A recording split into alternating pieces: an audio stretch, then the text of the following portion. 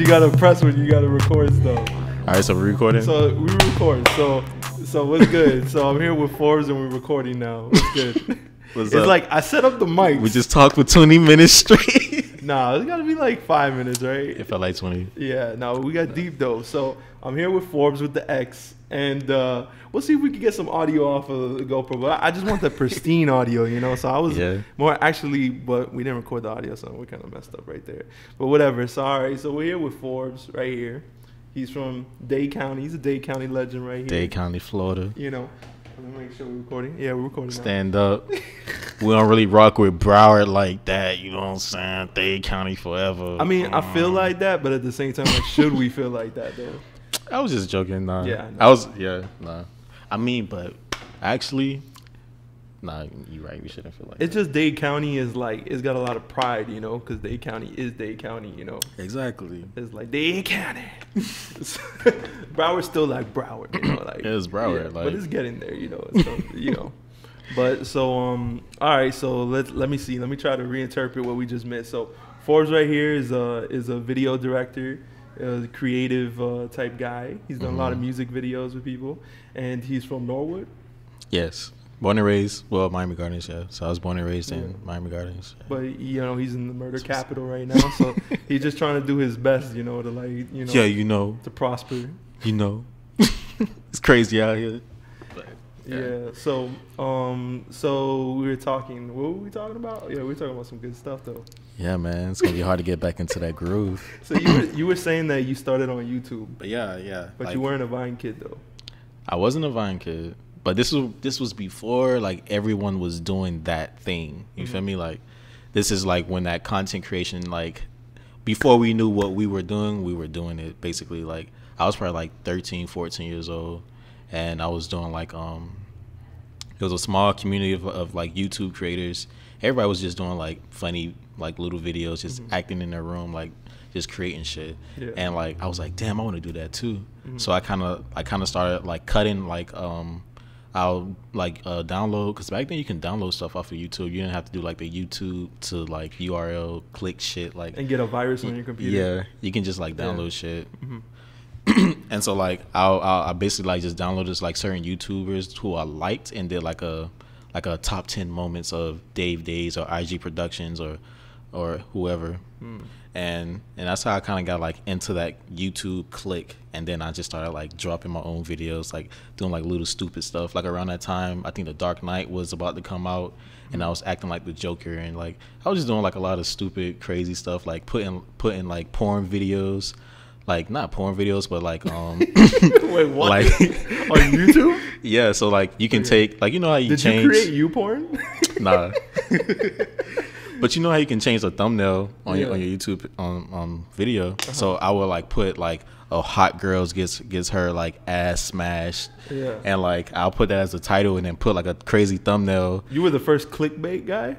Well, I wasn't the first clickbait, but I was doing shit like that. Yeah, you were clickbaiting And early. then like and then basically I'll make like this little rap song like, oh, you a fucking pervert, like you nasty as fuck, like why would you click this, and like make people feel bad about clicking it. Oh, so you and were like shit like that. You were clickbaiting people. I was just trolling and then roasting people. them Yeah, I was just trolling. for clicking on it. Yeah. Damn. I was just being a troll. That's crazy. So what made you go from clickbaiting people and exposing perverts to making music videos? Like what started you on that? Also, like while I was doing that, I was also creating like trailers. Like I'll do like fan made trailers. Like so I was very big on Spider-Man. And this is around the time also Spider-Man 3 was coming out during that time. This The like worst 07, one. the worst Spider-Man ever. And I'm a big Venom fan. I was a big Venom fan. I was a big Spider-Man fan. And like I was like, oh shit, Venom is about to be in this. Is gonna be so dope. And the movie was fucking trash. But anyway, like so like I'll take like different trailers from like the different Spider-Man TV spots and the teaser and then trailers, and I'll cut them up and then like smash them all together. So like that was like my first like editing thing. So I knew like I always wanted to be in this field, and like that was like the best thing I could do at that time and make it kind of look legit as possible. And I'll just like download like Hans Zimmer music off LimeWire and shit, and then like smash it on like what was it, Windows Media Player? Yeah. Was that the one you could edit on? That was like the Microsoft Paint of like editors. Yeah. And I'll just smash it on there like and just cut up like the trailers and stuff like that. So yeah. Did I answer your question? So then, so you did that, and then how did you get started with music videos? Like, who was the first person that you approached you to try to do a music video? It's crazy because it was Denzel. Oh yeah. Yeah. So like so this is 2011. 2011, end of 2011. Mm-hmm. No, actually, this is, when was this? This is mid 2012. Mm-hmm. Actually, this is mid 2012 because I graduated 2011. So 2012, I dropped out of college. I was a freshman, did like one semester. I was like, fuck this shit, I'm not doing this. And I used my loan money to buy like a Canon T3. It wasn't even T3i. It shouldn't even shoot 1080. It just shot 720. Did it even shoot video? It just shot straight 720. Yeah. 30 frames. It only took pictures and you just like weaved them into a music video. Basically. Yeah. Basically. Just 30 frames, basic shit. Yeah. And then I grew up with Denzel's older brother, Mook. Yeah. And I was taking pictures of people on Facebook, and I was just like, not on Facebook, but I was posting pictures I was taking of people, and I was posting them on Facebook. Yeah. And he hit me up, was like, yo, I see you got a camera, like we rapping, like come to my spot. Yeah. And so we all grew up in that same little area. And so like I went over there, and that's when I met Denzel, SpaceGhostPurrp, Simi, like just the whole rated Clan Miami. Mm-hmm. And it was like, let's do a video. And I was like, all right, bet, let's do it. And then we just fucking shot a video. Uh-huh. It was like, what video was it? It was called Hard as Fuck. Was it hard? I think now that I look back on it, I think it was pretty good. For my first like legit, like not legit, but my first video, I feel like I did pretty good. It was cool. We're gonna pull it up and we're gonna be the judge. Yo, leave a like on this video if you think that the video was hard. But if you think it was bad, actually go to his video and dislike it, but still like this video. So so that's good. So were you excited to shoot the video with them, or you were like, whatever, I'm the camera guy? No, I was really excited because that was the reason why I dropped out of school. I was like, because I wanted to go to film school. Like I wanted to go to film school. My parents didn't really. They were like, no, film school, like that's bullshit. Like go and get a fucking actual, you know what I'm saying, degree that you can get something that you can do something with. And I was like, and I took up political science. I'm into politics, and I took up political science with a minor in psychology. And I was like, okay, it's cool. But at the same time, I fucking hate school. Like I hate that shit. And I'm a type of person I like to learn on my own time. And I like to learn how I like to learn. Like I don't like to learn by you, like just standing up and shit. Like I think that's the future. Yeah. Like I think school is like antiquated in the sense that like we're gonna teach you certain things, but those certain things don't necessarily prepare you. Right. Like so I think that's gonna be like the more things I hear is like they're realizing that like kids who do bad in school isn't just because they're dumb or because you have to teach them to the things they like. Right. So it's like probably people like you and me, like we get like, well, I don't know what grades you got in school, but I got like C's. Like I got enough to pass. Yeah.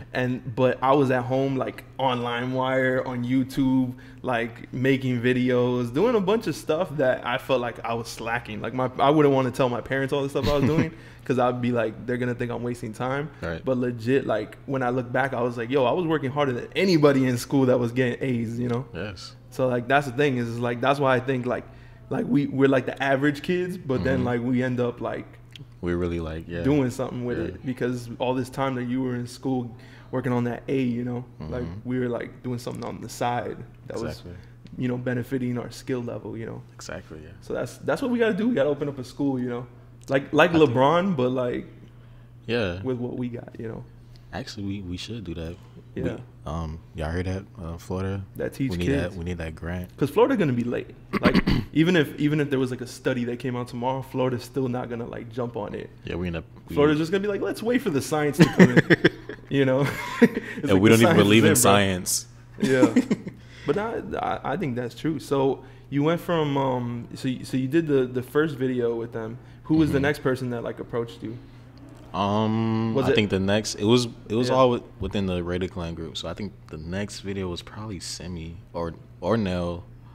It was one of those guys, but it was all within a span of like literally like 2 months. We were just knocking shit out like just back to back, and I'm not sure who was the next person, but it was somebody from Rated Clan. It was probably either Simi or Nell. That's probably what, out of those two guys. Who do you think was like the most ready to go? That was just like, yo, I'm ready to go. Like, let's go. Like, shoot me a video, we gonna blow.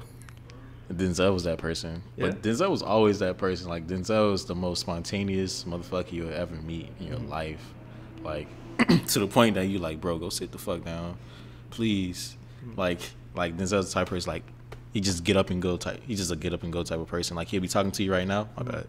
He'll be talking to you right now, and then like, he'll see something over here, and he'll just go over there like mid conversation with you. Like, he just straight riddling kid. Yeah. Just straight riddling kid. Yeah. But that's the most like ready to go person I probably ever met in my life. I think I'm gonna go live. You gonna go live? I think I just might do it. Hey man, is your thing? Yo, clean that screen though. Yeah, bro. You can't embarrass yourself. You know? If you're gonna go live, it gotta be pristine. You know. Don't be like Kanye. He be going on Periscope with like 140p. Like, bro. I'm like, yo, bro. Like, mind control. Record this. Don't do that if it's gonna be like that though. Facts. So okay, so you started with them. How were you? Were you guys seeing instant like feedback? Like, was it popping on the YouTube and all that, or was it just like you guys were just working? You know. So yeah, I mean, we were getting like feedback.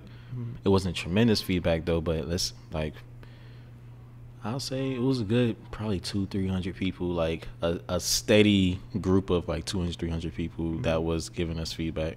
Because like around that time, Space Ghost was starting to pop. Yeah. And so like everybody under Rated Clan kind of already was like building up a certain buzz.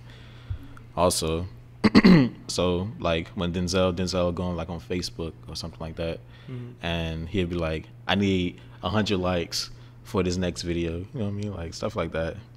And so like it wasn't like a huge following, but it was enough to like, it was enough of a base to kind of propel us. Basically, that's like the rapper trick. Like, yo, if we get 200 comments, we're gonna drop the next video, and they're like, yo, we getting close to 200, we gotta shoot a video. Like, yo, they're actually doing it. Like, we're gonna have. We're not ready. Yeah. I told my friend that, like, I was like, yo, just like don't lie, but like you can like tell them, like give them a mission. I said like give them a mission. Like say like if we reach 300 comments, we're gonna do a video or something. You know, just to get feedback, get people who enjoy it. You know. But so all that stuff was going on. How did you bump into Pouya to do the Get Buck video? Man, Pouya was kind of hanging around everyone during that time too. Yeah. How did we meet Pouya? Actually, it was Mook who brought Pouya into the fold. I'm not sure how like Mook found Pouya though.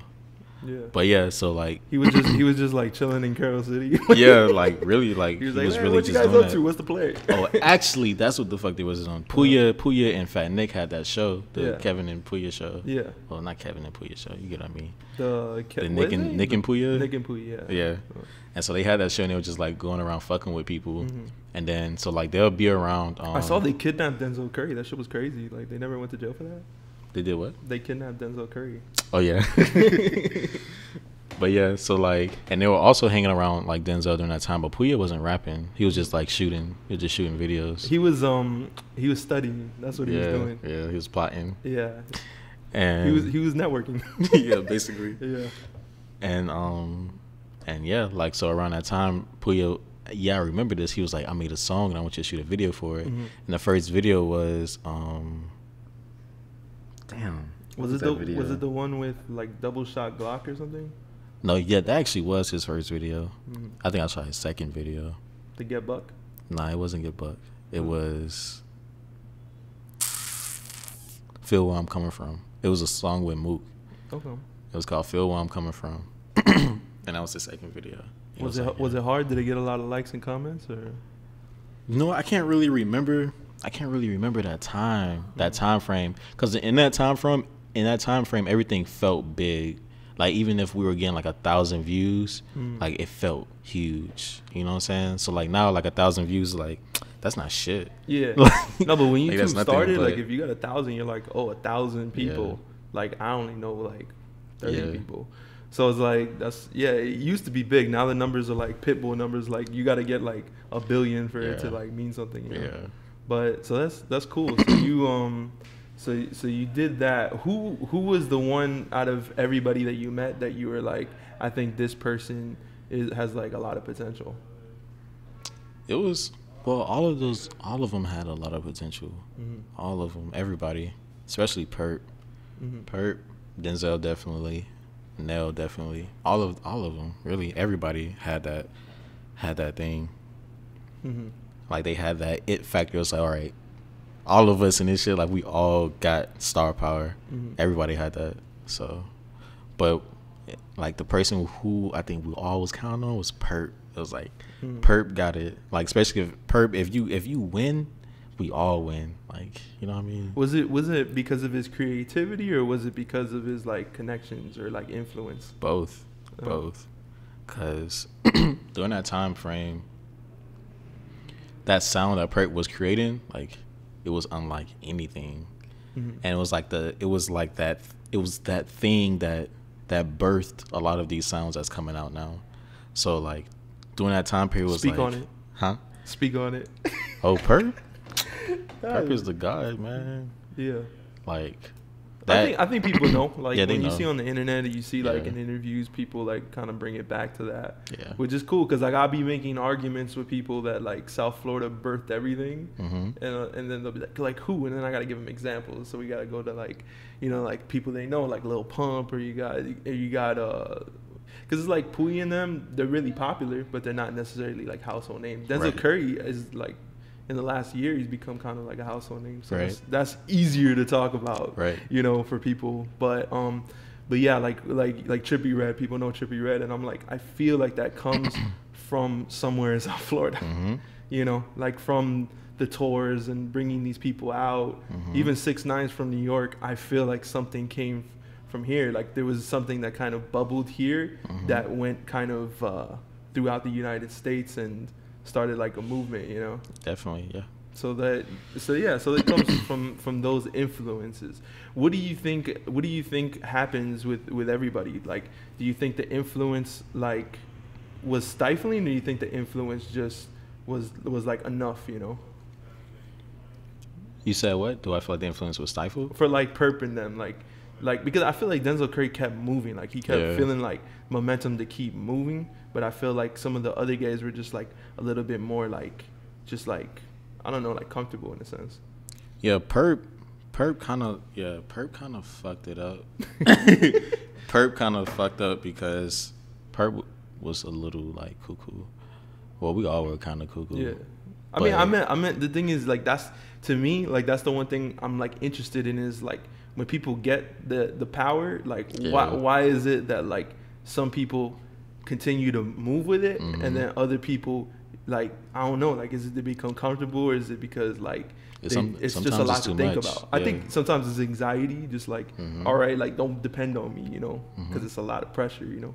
Sometimes it's too much. And also like that tape that blew Purrp up, Purrp didn't really recognize that tape as something of his like his best work. He felt like he honestly felt like, y'all niggas dumb. Like I was just drunk and I was high and I made that shit. Yeah. Y'all really fucking with it. But honestly, I'm like, bro, that sound is dope. It's not even the fact of your lyrics. It's just how you sound on the music in the music, like how it sounds. You feel me? It's like that's what it is. That's why people fuck with it. Yeah, I think that happens a lot. Like I feel like with Charles Hamilton, that kind of happened. Like his big hit was like Brooklyn Girls, and then like he kind of was like against it because he didn't like it. He was like, that's a pop song. Why you guys don't like my, like the stuff I really work on, you know? But like, I don't know exactly why artists take so much offense to like, you guys dumb, you just like the stuff I freestyle drunk. Like, why is that a big deal? You know? Because like, you feel like it doesn't really represent you. Especially as an artist, like you trying so hard to create something that feels authentic to you. And not that I don't think that Purrp thought that what he was doing was authentic, but I think he feels like I've done better. And like, why y'all fucking with this shit? Like this shit over here is A1, but y'all want to fuck with this? Like, nah, it's not cool. But doesn't it just open doors either way? Like people gonna like what they're gonna like, but you still have the choice to make whatever you want to make, you know? Definitely, but not everybody sees it that way. But I definitely think like that was one of the factors. But also, like, the ASAP thing, What else? Yeah, and after the ASAP thing, they blackballed Purrp. Like, people blackballed him. Like, the industry was blackballing him. Because Ace, like, Rocky them, like Yams was very, like, connected. Like, the ASAP, that crew was very connected within the industry. So, like, after Purrp did that stunt, like, it wasn't really a stunt. He was expressing himself, like, saying that ASAP stole his style. Oh, like, okay. the all black, like, you know what I'm saying, the dark sound. And like once that happened, once we had like that ASAP beef, like one time like ASAP then was down here in Miami and they like got into a brawl. I'm not sure if you knew about that. No, I think I heard about it. I think one of the members like hit somebody with a bottle or something. Yeah, like Rob Banks, like everybody was like out there trying to fight, and then it was ASAP Bari, I think it was ASAP Bari who ended up fighting. But it was one of Rob Banks boys who got in a fight with Bari. But yeah, so like it was a whole lot of stuff going on during that time, and they also ended up blackballing Purrp. And then Rated Klan stuff, like everything started falling apart. Like Xavier, they ended up leaving. Xavier and Chris, they left. But because I feel like right at that same time, like it would be really hard to blackball somebody because the internet's so popular that even if you don't like somebody, if they're getting like 1 million views, they got like a consistent fan base, like they can still go do their thing, go still tour and stuff. I mean, yeah, you definitely could, but like the people who Purrp was under, like Gaddafi them, Purrp was just like kind of just snipping ties with everybody. Like Purrp actually had a person, I forget his name, Randy like managed like DMX. Like he was a big Def Jam person. Like I'm not even sure, like you ever seen that video with Damon Dash, like when he went into like Def Jam offices and he was like cursing everybody out. He was cursing Randy. Oh yeah. Like he was talking to Randy, and Randy was one of the people who walked out of the office, and that's the person who was managing Purrp. You feel me? Like, like so during that time when Purrp was like hella connected with people, and he was getting on like tour with Our Future and Trash Talk and shit like that. That was Randy. That was Randy and yeah, it was Randy. And so like Purrp, like during that time, like he was just like tripping basically, and he just started cutting ties with people, and it was just getting bad. It was just getting bad. It was just like, all right, bro. And everybody started drifting apart, and yeah, that's basically how that happened. Why do you think he like acts that way? Is it like a rebellious nature, or is it trolling, or is it just Purrp crazy? Yeah, because I feel like because there's been a couple characters like throughout all this stuff that like I met him, and I'll be like Mike DC was one of them that like people were just like he's weird, you know, and I was just like, so when I met him, I was like, yeah, he's kind of weird, but he's like he reminds me of my friend that's also a little out there too. So it's just like, I guess like the perception of people from the outside is different when you know them, because you're like, yeah, okay, they're weird, but you know, like everybody is kind of weird too, you know. So, but did you understand like kind of the gripes or the madness or anything like on the inside? Well, yeah, because I feel like all of us doing that, like I feel like we all attracted each other for a reason, because a lot of us like that was very like dark times for a lot of people that was in Rated Klan. So it's not a coincidence that we all was like together, but like. Damn, I forgot what you asked me. No, I was just saying, did you kind of understand some of the gripes everybody? Like, yeah, I definitely understood Purrp. I understood him, but it was just like when he said stuff, you were like, I feel you. Like I understand, or not like you tripping. Nah, you were like, I feel it. I never distanced myself from Purrp. Like I always, even till today, I hit him up like randomly. We just talk for a little bit or whatever. Like he'll go like on a little random Periscope, and I just pop in the Periscope like, nigga, what the fuck you doing? Yeah. And he be like, oh, Forbes was good. Let's shoot a video. And I'm like, all right, bet, let's shoot. And then like he just disappeared. Like, but that's Purrp. That's Purrp. But you kind of empathize as like somebody you've known a long time. Yeah. You know? So like out of like all the people you work with, like do you feel like you still have good connections with everybody, or like is there anybody you just were like, I'm gonna like get away from you because like it's too much, you know? Bro, honestly, I felt like once I hit like 24, I kind of outgrew everything. Like everything I just outgrew. Like that path I was on at 18, 19, like that shit ended like at 24. And so like I kind of end up really just distancing myself from everything, like from the scene, from people. Like I was just like, I'm not really into it like that anymore. Like I don't feel the same passion, I don't feel the same connection, like that thing that drove me like at my youth. Like that shit don't really drive me no more. Especially like when I'm at shows. Like I went to this last show. I don't even remember what show this was. But then I was just looking at the kids and I was like, damn, they're having fun. Like they're having fun. Yeah. But like I seen those kids and I was like, damn, like not that I was lost as a teenager. I wouldn't say I was necessarily lost. I was definitely like rebellious though. But I always had a cause. But like a lot of those kids, like those are really lost kids. And like I started to notice, like even like I'll put like little things in my videos and whatnot. But like no matter, it was just like, what do you mean the things you put in your videos? It was like just the things that I want to say or the things that I have to say. I can't give it to those. I can't give it to them because they wouldn't get it. Wait, what do you mean? Like messages? Yeah. So to give it to who? You mean the younger? Yeah, I can't really give it to. Why not? Because they wouldn't get it. Especially like that younger crowd that's within the underground realm. Like that is it's a dark realm. You know what I'm saying? Like the underground music, I don't think we really know, but like that's kind of it's kind of like punk rock of like this age. Yeah. But like the energy that's that surrounds it, and that's like within those kids, like they dark kids. Like they're dark. You know what I'm saying? Like even the ones from like good backgrounds that didn't grow up like around any traumatizing things, they still identify with like a certain darkness that I think too, if you're seeking that, I think you find yourself in a negative mindset.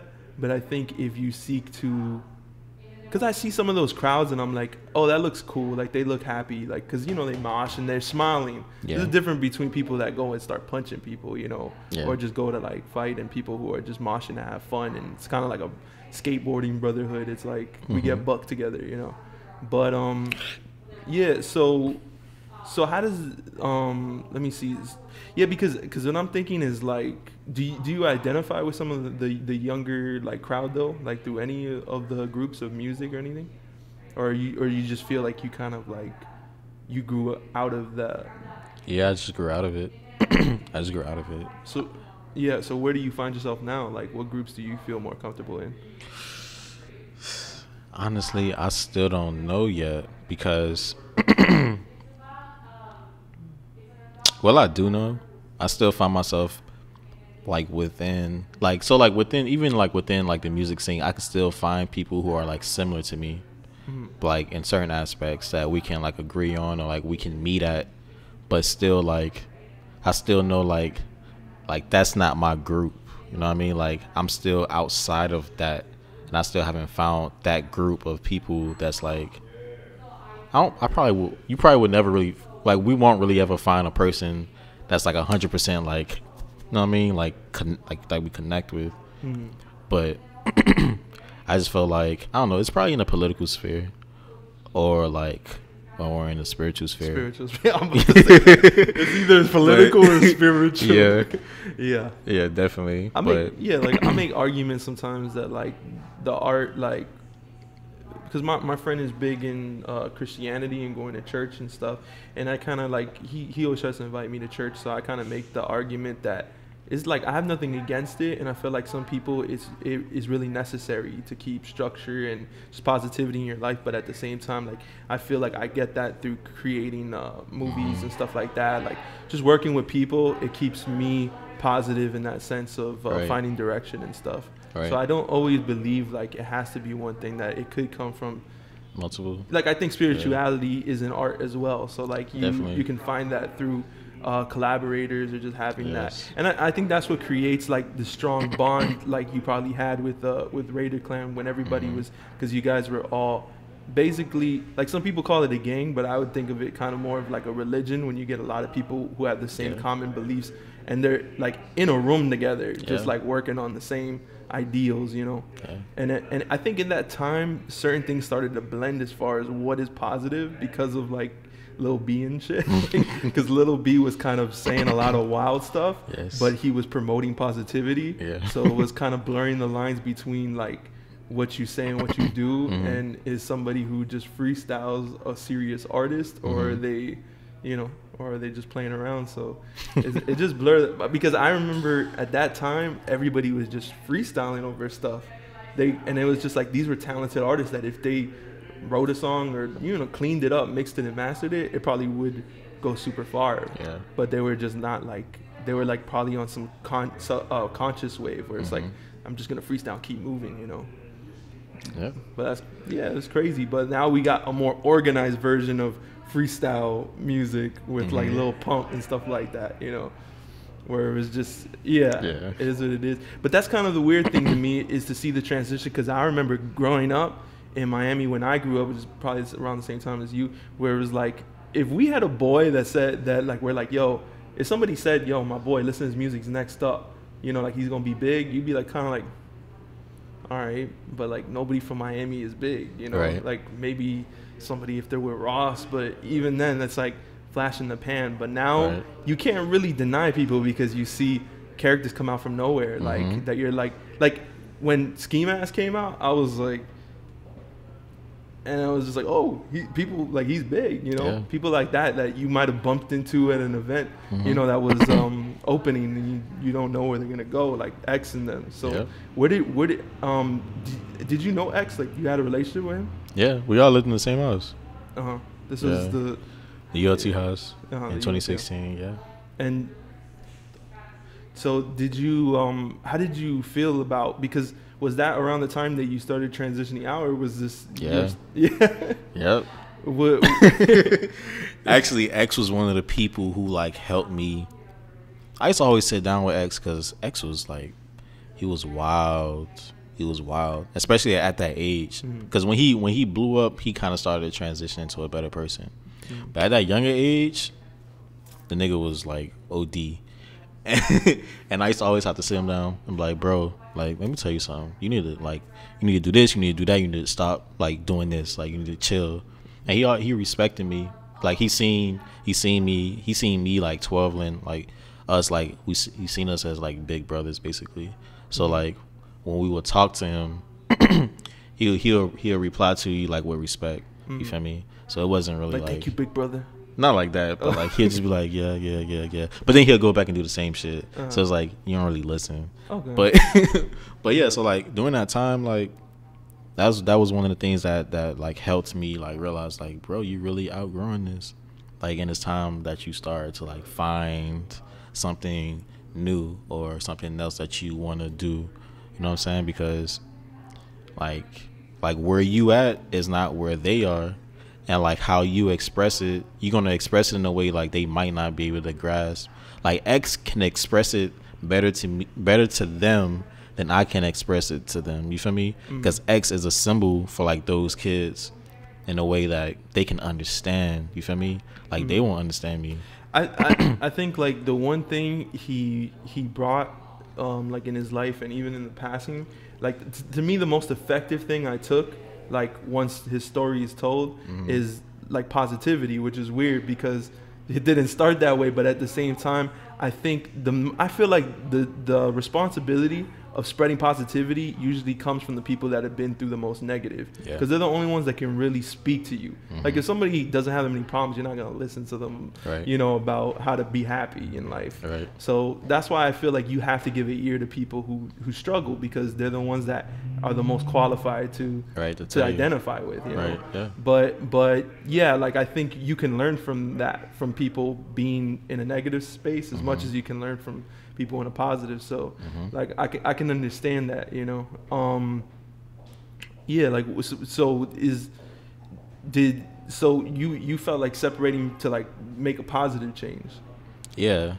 Right, basically, because I felt like like I can no longer basically like I can no longer give energy to that part of society, like like that energy that I was giving out at my youth. Like I can no longer be that. I can no longer be 19-year-old Fxrbes or 20-year-old Fxrbes. Like who that was is a total different person than who I am now.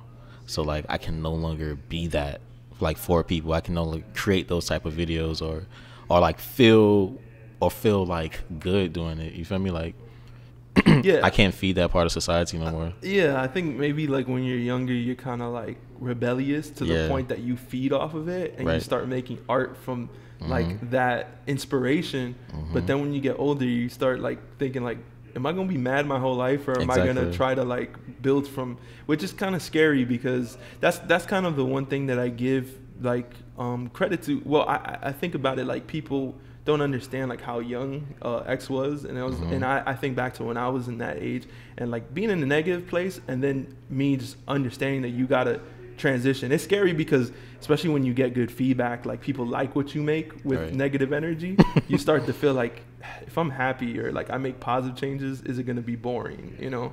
Like it's the same gripe people have when somebody does drugs in order to create art and then they don't. You're like, oh, sober Wayne going to be as good. So but I think just as a human, you have to make that transition to get out of that space, or you're just going to be repeating the cycle, you know? So do you think Denzel kind of moved out at that time too, like of that mindset? I can say like Denzel is always growing in a sense, but it's a different type of growth. Cause okay, so like for example, like how you was an Odd Future fan? Were you into Odd Future? Yeah. So you listen to Tyler's music like back then? Yeah. Like that shit, like if Tyler was to continue to rap like that, it'd get redundant, one. Yeah. And also two, like he wouldn't get away with that shit in today's world.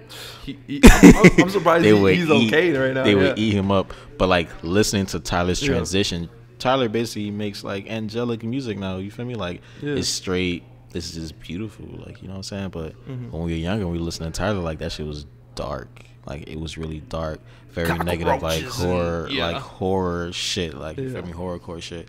So like I would say like Tyler is a person like who we can say like that is where you was and this is where you are now. Like Denzel, in the sense like Denzel always been like a conscious kid, so like you can hear it in his music from way back in 2012 and you can hear it now. But I wouldn't say it's like a change thing in a way, because Denzel music is still kind of like, it still has a dark edge to it. So in that sense, like it's still the same, but yeah, I would say that Denzel is always like definitely growing. Yeah, I mean, I don't think I don't think it's cool to like get rid of dark stuff and just start making happy stuff, but to like find a like use it as perspective, you know?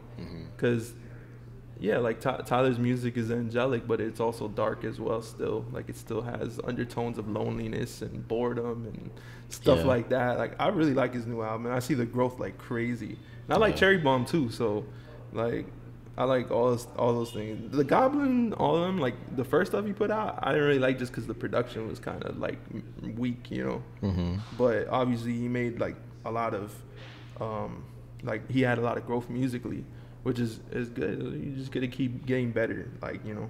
So you ended up how was it doing, like the Threatz video? I remember when I heard Threatz the first time, it was before the video, and I was like, this song goes. When did this come out? Yeah, because it felt like a song that had like been out like for like 10 years. You know, when you were a kid and you just hear like JT Money and you're like, when did this come out? Like this is hard. Or like Two Live Crew, like, because it sounds current, but it also sounds like you grew up with it, you know? True. So what was your reaction to actually hearing the song and shooting the video? Actually when I first so Mark, Denzel's manager, this is still around the time of Rated Klan, and it's like late 2012 or early 2013, one of them. And Mark came up with the chorus, like Klan be the set, and he was like, yeah, like I want Rob Banks to be on this shit too. And he was like, and he even told Rob Banks to say SS be the set. We're gonna take Kanye the Threatz. Yeah. And So yeah, Mark had that idea, and I was like, yeah, that shit. I like that shit. and then like a few months later, like they got in the studio and it made Threatz. And I remember the first time I heard it, Ronnie J been for a while. Shouts out to Ronnie J. Yeah. He in fucking Africa right now with Kanye. Yeah. It's crazy. Yeah, I know. I met Ronnie J, and he was a very humble dude. Yeah. And he was just like taking it in, you know. And no, that even makes the collaboration even crazier for the amount of just genius people that were part of it. Yes. Like when Threatz dropped, like I was like, this is it, you know. And it slowly crept to like 2 million. Like it was like going up little by little, but I felt like the cultural impact was gonna last long. Yeah. Like when I look at Threatz, to me Threatz is like it's like the Still Tippin' of Miami. You remember when Still Tippin' dropped, like what it did to like Screwed Music and like Houston? Yeah. Like that influence, I feel like Threatz did that for the Miami wave and just got everybody excited, you know? From music to the visual, like to the visual, like you can still see like, so like the way Uncle Luke, the way he edits, like it's trippy. And you can still see remnants of that in like Cole Bennett styles or like just whatever these kids are editing now, like that's Threatz. You feel me? Like that's where they got that shit from. Yeah. You feel me? So like, I mean, it's not the full like on editing style, but like it's inspired by that. Like those are like offshoots. Like Threatz was like that thing where like no one was really putting crazy effects on videos back then or like doing crazy shit like that. I think it's a hard choice as a video director to say like hue my whole thing purple, you know. Especially when it looks good, because when you shoot something, you're just like, if that wasn't was that something from the jump that you guys were like, you know, no, we're gonna make it purple? No. Yeah, Luke did that shit. Luke was just playing with the color wheel. He was playing with the color wheel, and I was like, bro, what? He's like, trust me. Yeah, he just played the color wheel. Boom, boom, boom. Were you like this? Give me a day. Like, nah, I was like, fuck it. You were like, Luke was like Luke was already like 5 years in. That was like my first year. You feel me? Like shooting. So like it was like whatever you say goes, bro. Cause like that's like the OG basically. So it's like whatever you say, bro. Like let's do it. Purple people, fuck yeah. And then Denzel manager came in, and he was like, oh shit, like this is raw. And then I remember the first day we dropped that. We had 7K views in a day. Like that was amazing. Like 7,000 views in a day. Wow, this is crazy. Yeah. Like it was trending on Twitter. I was like, yes. Yo, I remember one day I heard Threatz on 99 Jams. Like 2.5 years after the video came out. Yeah. I was like, yo, y'all late.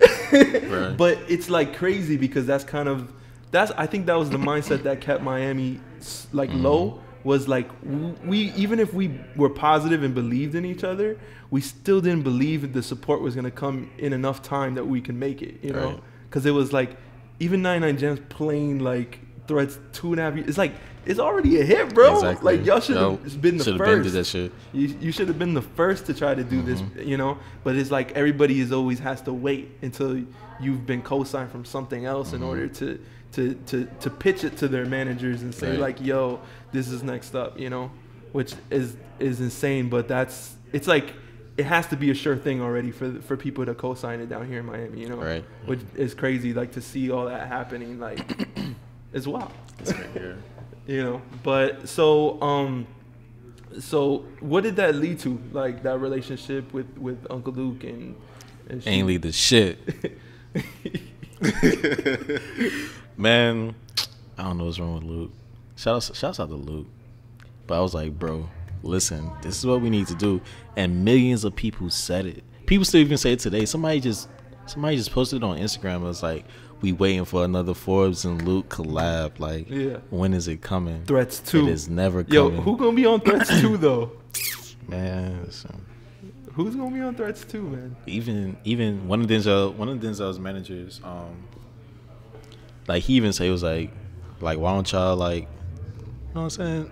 Like bro, you can't just be a director by yourself. Like you need people, you need to be on the team.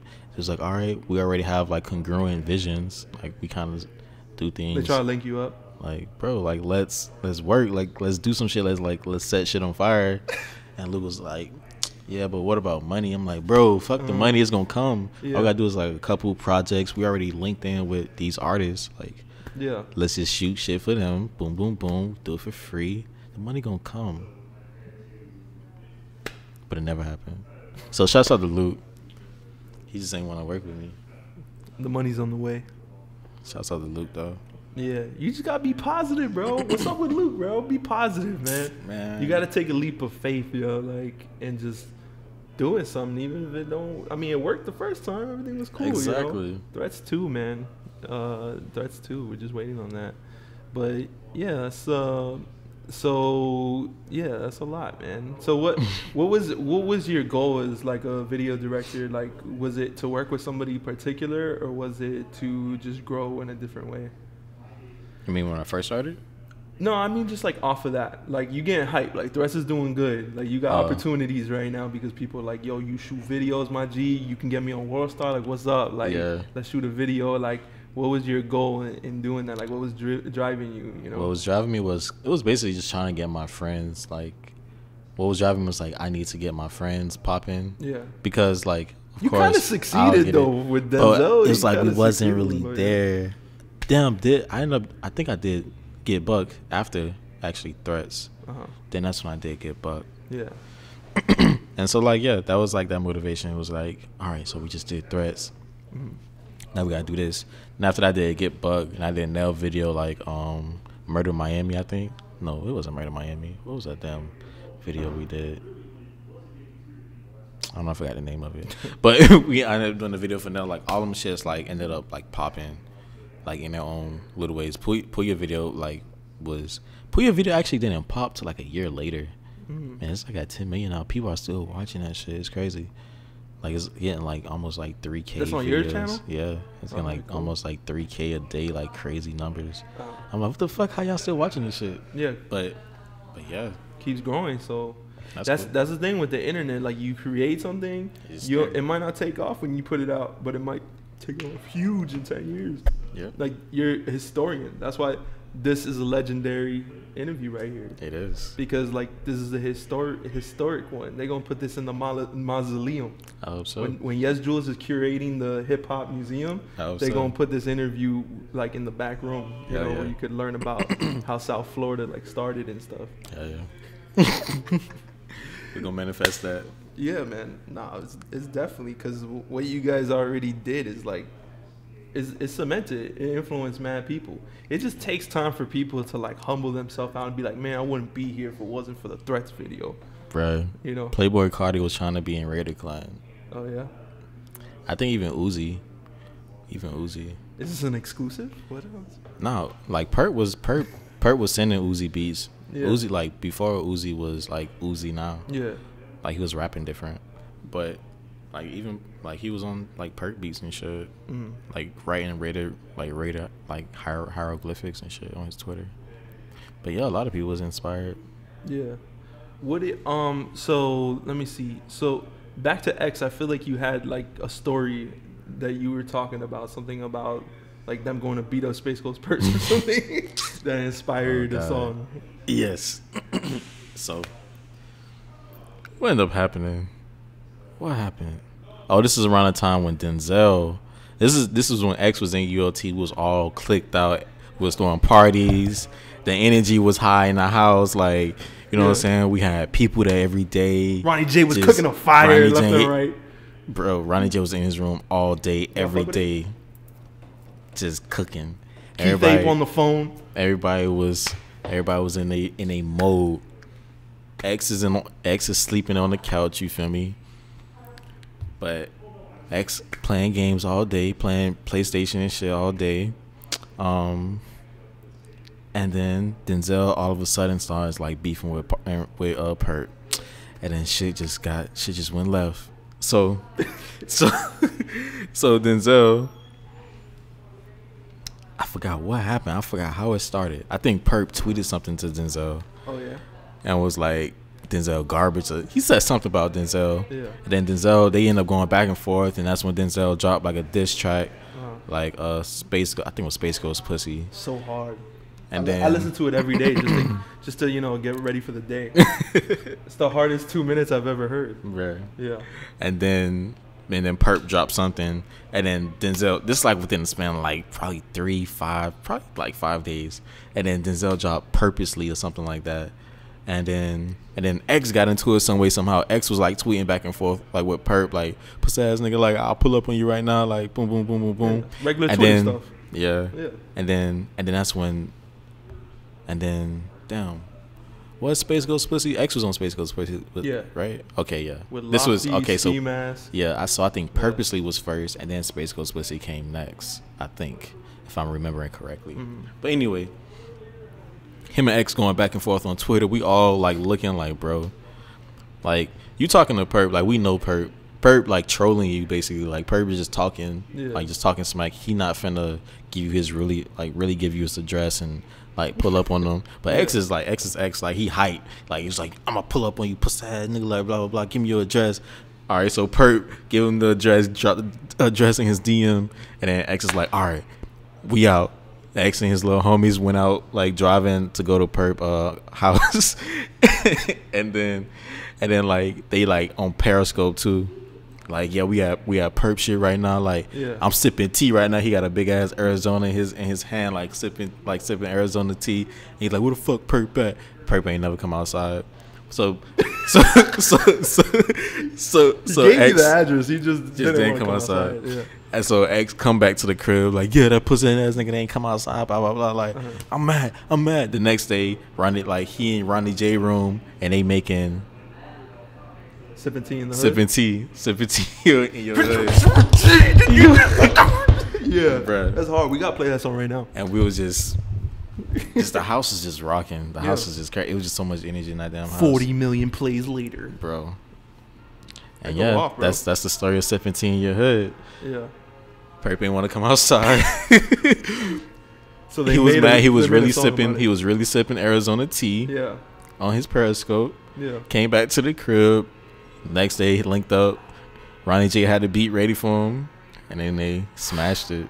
Yeah. Smashed it. Ronnie J always got a beat for those type of occasions. Yeah. Yep. Just laying around. Yeah.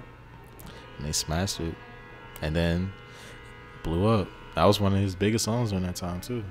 Yeah, no, that one was big. That one, especially on SoundCloud, probably like 100 million plays. You go to the shows and stuff. It just it gets crazy to this day. Yeah, is that wild? Like when you know people and then like they record a song and then you're like, oh, that's like a legendary song now. Is that wild to like see the creation or just be there? You know? It used to be wild, but it's not really wild no more. Yeah. Like when it first started happening, it was like, damn, this is crazy. But then like it happened so many times, it's like, damn, that's dope. Did they play you that song before they dropped it? Yeah, we was all in the house. Oh, it so was there. You were there when they literally recorded there. it? Yeah. Wait, did you record it right after that? You guys went to his house. You guys went to his house and then you just went back. He didn't come outside, so you just went back home and recorded the song. Not he recorded the next day, I believe. Okay. Yeah, it was the next day, and we was all in the house. Everybody. I think that's a better story than the NWA story. Almost. Yeah. Yep. I think that's actually because the NWA story came out to be fake. Like not fake, but like it was exaggerated. They exaggerated it. Yeah. They said like they was with paintball guns on the expressway shooting people, and the cops pulled them over. So it wasn't necessarily like the cops were harassing. They were kind of causing ruckus too, you know. But yeah, that's a real story though. He just didn't come out, you know. So you got a banger like. And then it's crazy. It's just destiny, yo. It's just destiny. Like Purrp didn't come outside. Yeah. X ended up just blowing up after that song. Like it was, everything was just destined, bro. It just needed to happen. What do you think blew X up? Like, it's his energy, man. Like that energy. Like X is a natural leader. Like that's what I read. Like that's one of the things when I was talking to him, I was like, bro, like you're a tremendous light. Like you're a light for people. You feel me? Like you can't be acting like you're a fucking idiot. Like you're better than that because he's smart too. Like X is intelligent. Yeah. Shouts out to all the Aquarius. But he was very intelligent. You know what I'm saying? Like, and it was like, bro, like I see this in you. Like you need to do this. You need to do better. Blah blah. He knew that. But he also had this, like, I was telling him this. He was like, yeah, I feel you and all of that. But I know I ain't going to change until, like, something else happens or some shit like that. Man, he ended up changing down the line. That's real, though. I think you got to be really in touch with your spirituality to understand that certain times aren't the time for you yet. Yeah. You're like, I want to be a good person, but it's like I can't do it yet. Like, something's got to change first. Like, like, I know when I'm going to be there, and it's not yet, you know? But that's, Yeah. I don't know, bro. It's really sad with how it transpired and everything, but, like, it's just, I think it's lucky that he left on a positive note, like, for the most part, because I'm inspired by it. I think there's a lot of things I think about it, and I'm just like, that's crazy, because you have to, like, I have to admit that some of that positivity came from some of the things he said that I was like, I feel that.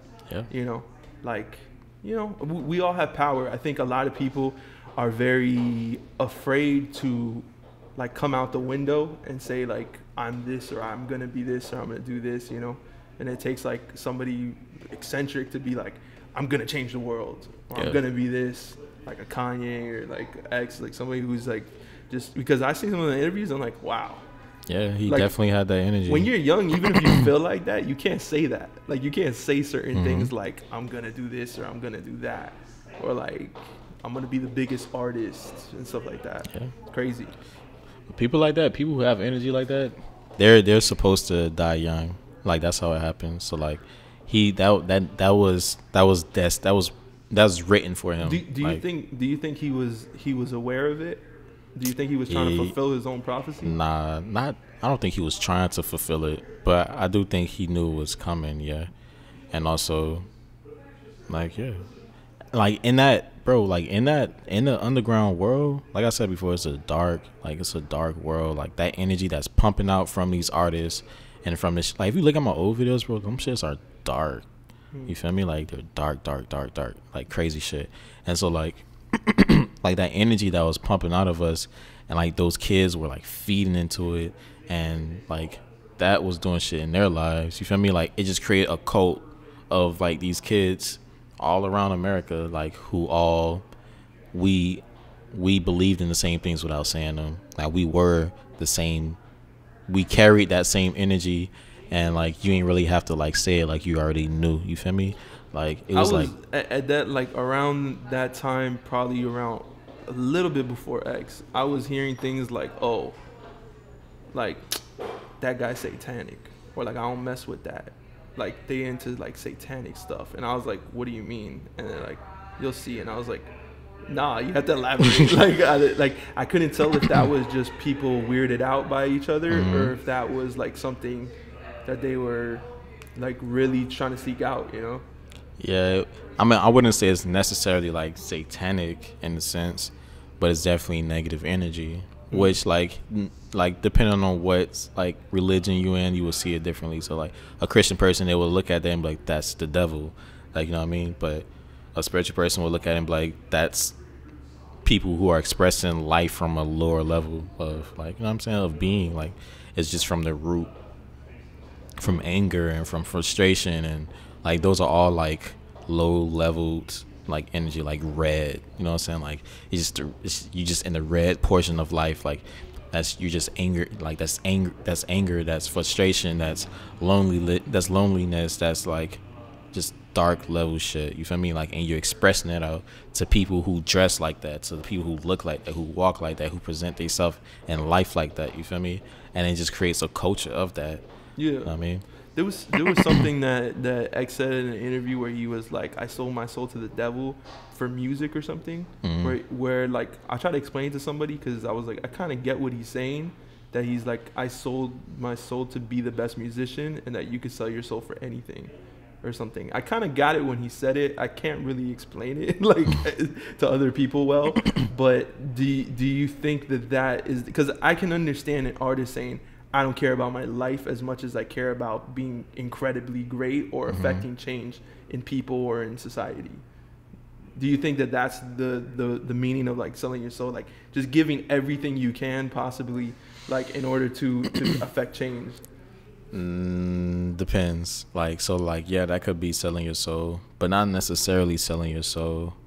That would more so like, you you're basically just being like selfless to like a cause that you want. It's like selfish and selflessness at the same time, but it's more so on that side. But like, I believe selling your soul. Like at one point, I felt like I was selling my soul. Like when I was just pumping out dark shit, or like a lot of things. Like for example, I did like this video for the Nobody's called Hermes Trismegistus, and that's probably like it's dark. Or like this one video called with this artist named Moth called Sheep Goat. Like that shit is dark. I did several like dark. It was another video for like the Nobody's called, I don't know, I forgot the name. I forget names all the time. But it was just a lot. I was just pumping out a lot of just dark stuff, and people was feeding into it. So I feel like, in a sense, like that's me like selling my soul, basically, because at that time I didn't really know better. Like I knew a few things, you feel me? But I was still a dark ass kid. Like I didn't really realize what I was doing.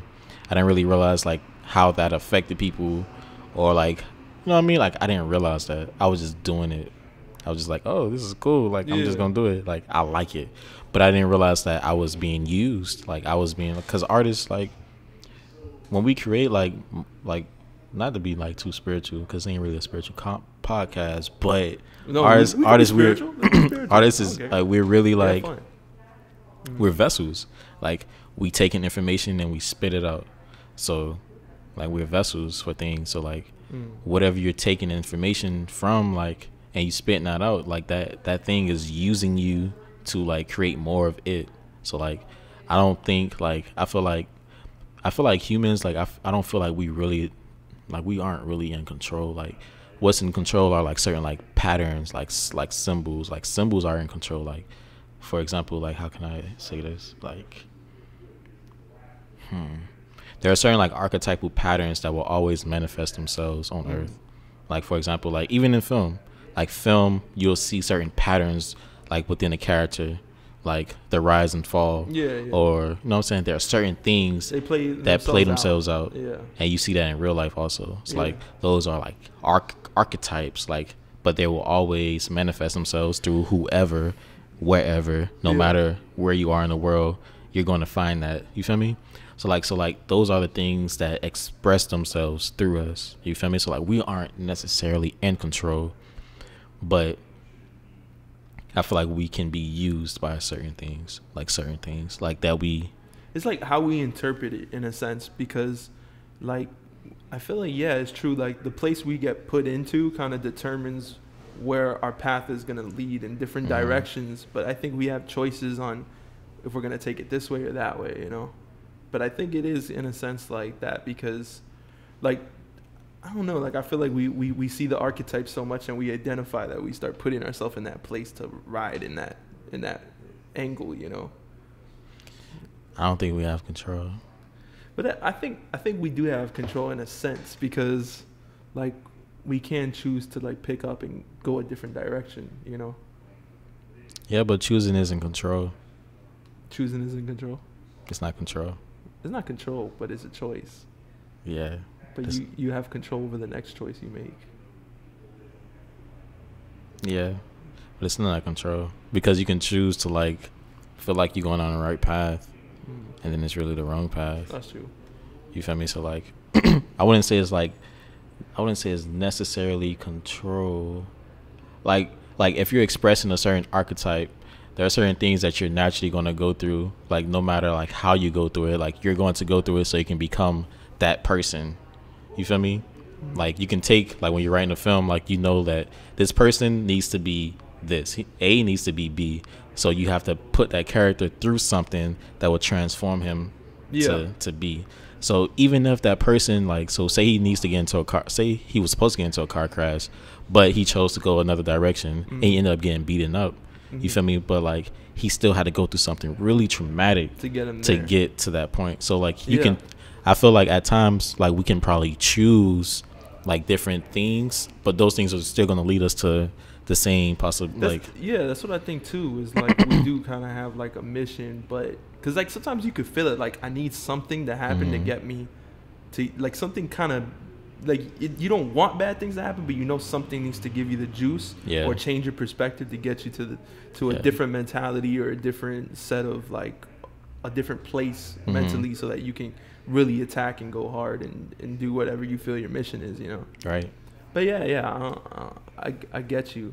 Yeah, that's spiritual, man. We get deep, you know. But I'm also thinking of the people that's gonna be watching, and I feel like most of the people that you that are like fans of yours, or they do look for something like that, like something deeper, spirituality, message. They want to know where your take is as far as like where you're coming from and what kind of thought you put into the work you do, because there's the work you do, and there's people, they're the fans of that, and then there's the people who are a fan of just your mentality. They don't even care. They don't have to see your work, and they'll still be like, bro, I love it. And you're like, did you see it? And it's like, man, I just love that you're doing it, you know? Yeah. So it's like there's fans of like, you know, there's just fans of you in general. And that's why, that's the auteur driven. That's why I think everything's going now, where it's like people would be like, why don't you make a comedy? Why don't you make this? Like, so there's going to be people that are going to be like when you do film, they're going to be like, why don't you just do music videos? Right. Or why don't you work with Uncle Luke and do music videos? You're going to be like, because I want to grow and do something that I want to do.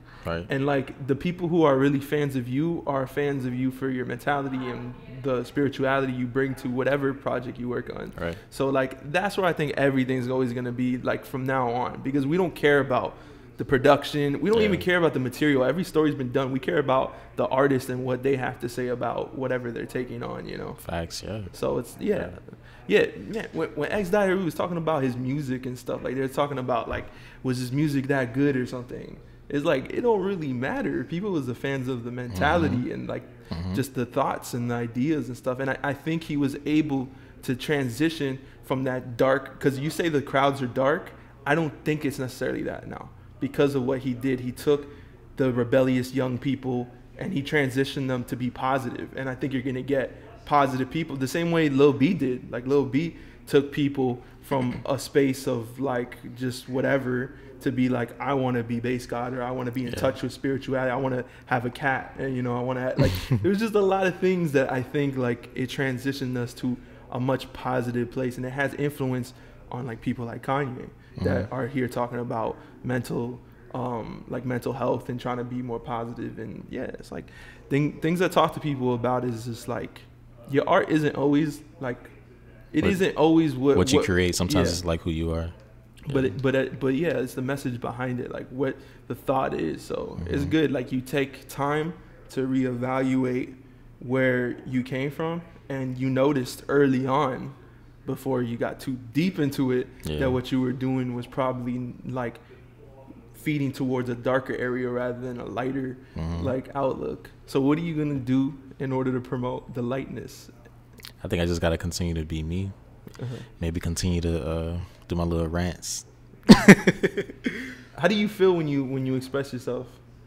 Like, how do I feel? Do you feel good, or do you feel like self-conscious about? I feel good. Like even if I feel like I've done it in the wrong way, like I still feel good. I think I was kind of impressed. I was like, you kind of did it. You didn't even like stumble.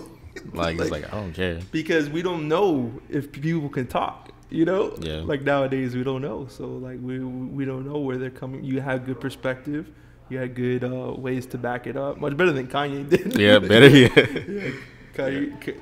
See, like Kanye, man, I get Kanye. Like he has too much going on in his head. I get it. There's a frustration when you're trying to talk about the third thing, but people need you to talk about the first two things in order to understand where you're coming from with that. So I kind of like, I get it. My dad, when Kanye said he wanted to be president, my dad goes, "Who is this guy?" And he goes, "He talks like you. He sounds stupid." And I was like, "No, man, it's because like artists, we don't think linearly. Like we don't think about like." Not like I think about it because I'm trying to make sure everybody understands what we're talking about. But I understand that like if you're talking about flying cars, it's going to be really hard for us to start like on like how are you doing today, you know? Because it's like, yo, I'm trying to figure out flying cars. Like, we could talk about this once I figured out the flying cars, you know. Especially when you're working on a project like a movie or something. It's like I'm trying to figure this thing out, you know. Like until I figure this out, we can't really talk about all this. So that's good. So what can we look forward to from you? Honestly, I don't know yet, because I have a few things in work. I'm not gonna lie, but I kind of like don't like to talk about them. Yeah. But other than that, like of course, I really don't know. Where's your heart at though? To do what? To I don't inspire? know. To I don't know. What do you feel comfortable with doing? Like right now, I feel very like. Right now, with the political arena, that's what's going on right now. Like, I feel very charged to just say what I feel, because I feel like a lot of people are afraid to say what they feel, especially like with this, like with outrage culture. Like, everybody's just mad about something, and like, but most of the time, what they're mad about doesn't even make no fucking sense.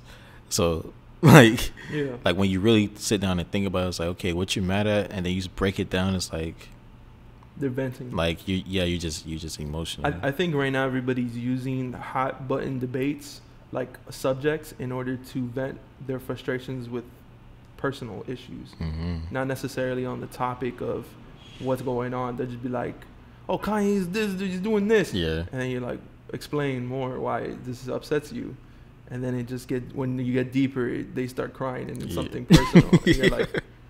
It's like, wow. It doesn't necessarily have to do with that. And that's why when I saw you speak about where you were coming from, it didn't feel like it was coming from an emotional space of you understand it, but it wasn't from an emotional space of like, this is why everybody. It was more like, look, I deal with this, so I'm not gonna be emotional about it. I'm gonna be real with you guys. Like, this is how things are. So that's the thing, is I think it takes people who have been through it and have collected their thoughts to talk about it.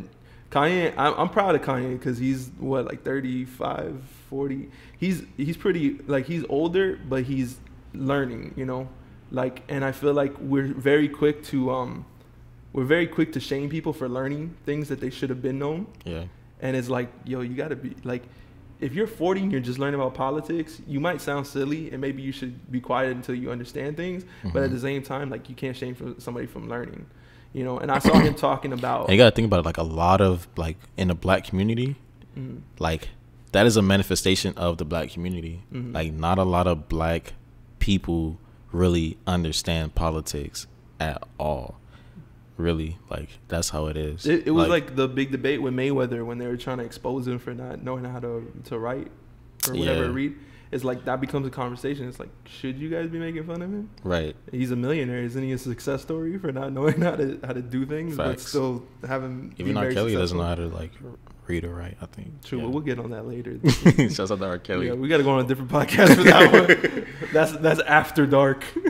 We're gonna do like Denzel. We're gonna split the podcast into like light, dark, and medium, like, because the R. Kelly subject will be on the dark. We gotta go deep in that one. But yeah, like, that's the Fxrbes podcast. Yo, I like podcasts. I like podcasts, bro. I like podcasts too. That's why I started doing it, because it's like, yo, I like film, but you dig deeper and you go, what about it do I like? And I like communication. I like communicating messages in film. So I think, what's the best way to communicate a message? You did tell me that at one point. Conversation. Sometimes you was like, sometimes it's not necessarily what you're.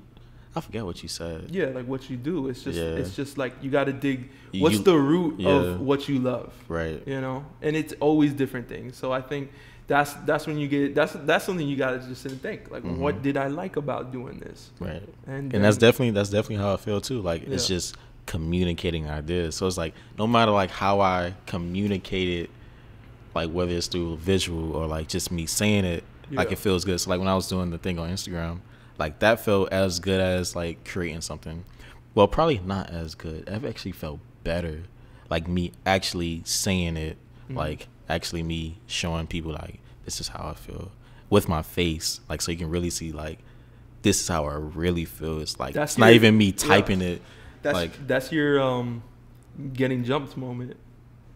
What you mean? Well, you were talking about, like, you got to get jumped to change your personality. Oh yeah. Like, that's your moment. Is like, you had to get frustrated in order to, like, to break that, put yourself out there. You know. Yeah, that's true, man. Nah, I think you could. I mean, hearing you express your opinions on certain things, I was like, yeah, you probably could do your podcast. Now, who are you gonna interview on your podcast? I'm gonna interview you, bro. Yeah, well, who else though, bro? You can't just be me all the time. Who would I do? You got a couple people you can interview. Yeah, I could do something. They gotta have something to say. If you start with that Denzel interview, you might do some numbers. Yeah, you're right. Yeah. Fuck it. And you know he gonna talk about all the stuff you want to talk about too. Yeah, this is gonna go crazy. Yeah, I think like I don't even really do too well talking to people in general. But if like I understand where you're coming from, like common thing, then it's like okay, we got a couple. Like I probably wrote like 5 questions for you, but it's just like I know like where we're gonna take it through all this. So that was pretty good. Anything else we should add? I think like I'm satisfied with some of the stories and stuff. Yeah. Unless you got something else. I could check real quick, but let me see. I said how you feel about Kanye, but we already talked about that. So we got that. You got something you want to say, Jazz? No. You can talk politics. Nah, man. That's not positive, bro. Politics isn't positive right now, bro. I love it. When Kanye you see, like Kanye, what he's doing right now, I get what he's doing, bro. He's trying to save the world. Yeah, he is. Bro, he really is, though. If you think about it, because he went to Africa and started giving Yeezys out, and he's like, I get what he's trying to do. Like he said in the TMZ interview, he goes, "Did you see the TMZ one?" About how he's trying to give it out to like that it can be. No, he said like, look, when I started making beats, I wasn't that fire making beats. When I started rapping, I wasn't the best rapper. He's like, but I became the best because I wanted to. He goes, now that I'm doing this, I'm gonna become the best. And I was like, you know what? You're right. Yeah. I believe you. I believe that you're gonna fall on your face 400 times and you're gonna be the best. Yeah. Not necessarily a politician, but he's gonna do something impactful. Yeah. Yeah. Trump did the same thing. When I saw his documentary, once he realized he had enough money and power to make changes that the government wasn't even making, he started like fixing things in the park and stuff, because he realized like the government is political, but I have so much money and wealth and influence, I could just do it myself. I think Kanye, that Sway interview changed his mind, because he was in a place of like, how can I change things? And he felt he couldn't change things. And then when Adidas helped him and he embraced his own power, the same thing Sway did. Sway told him, it's like, how about you do it for yourself and, you know, empower yourself. Once he figured that out, now he's starting to realize like, you know what? I make Yeezys. I could give out a bunch of Yeezys to people. Like, what can you do with what you have? Right. You're married to Kim Kardashian. You got all the money in the world. Right. Just go start fixing things. Start making things better. Make things doper. $1 billion company. Yeah. $1 billion company. Yeah. Kanye West. That's crazy. So that's, I mean, to me, the inspiration that you can take from that is that you have the power to do whatever you want. You know, you just. Maybe you got to get jumped, but you got to eventually grow to a place where you embrace your own power and your own voice, and then you can take that somewhere. Yep. You know, and you can start the Fxrbes podcast. The Fxrbes podcast is going to take off, man. You got some more stories. People always like stories, man. Right now, shoot, I listen to podcasts more than I listen to music. Music to me, it don't go deep enough. Like, I want to hear real stuff. You know? For real. So like Joe Rogan. I'll be on Joe Rogan podcast sometimes. Yeah. Fire. Cool, man. Yeah, man. So, all right. Well, let's cut it off before my camera dies. But, yeah. All right. Thank you, Fxrbes, for being here. Did it, though? If you guys like this interview, check out some other interviews. I talked with Pouya's boy, Giancarlo. We talked about some cool stuff, too. And if you want to be on the RebelFilmTalk podcast and talk about your stories, then, you know, just hit me up. Let me know. Subscribe. Hey. Space Jones 89. Hit me up. Fxrbes going to be doing big things, so go follow him. Go follow. Yep. Yeah, man. And check out everything he does, because it's going to be coming with some interesting, positive ideas, you know. Yeah. And be influenced, but also show love. Don't just take the influence. Like, yeah, and then fucking. Yeah. If you were influenced, you got to shout the people out and show love. Let's do it. All right. Peace out. Peace. Killed it.